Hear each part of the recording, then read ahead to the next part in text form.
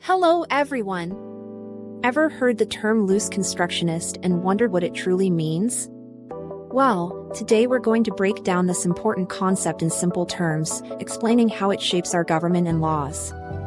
At its core, loose constructionism is a way of interpreting the United States Constitution. It means reading the Constitution broadly and flexibly, not just sticking to its exact written words.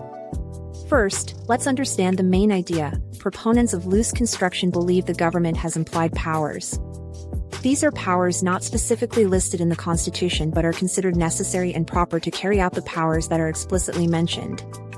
Think of it like this: if the Constitution says the government can collect taxes, a loose constructionist might argue that creating a national bank to manage those taxes is an implied power, even if national bank isn't written anywhere.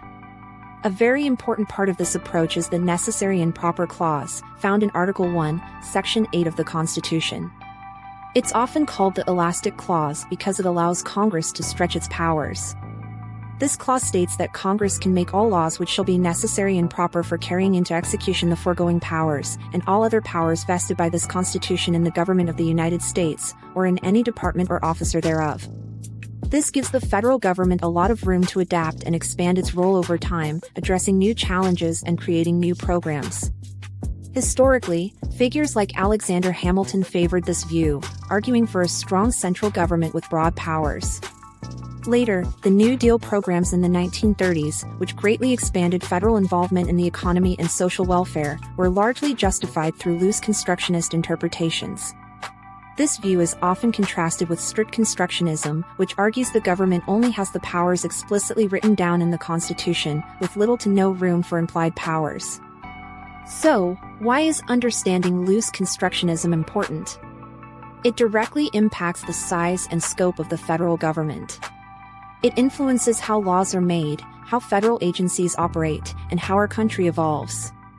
Debates about healthcare, environmental regulations, and federal spending often come down to these differing interpretations of constitutional power. It's a fundamental way of looking at our founding document that continues to shape our nation every single day. Thank you so much for watching and learning with me today.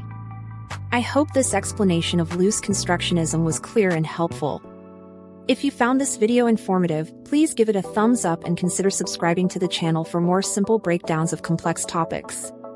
Your support helps us create more content like this, and we truly appreciate every single one of you.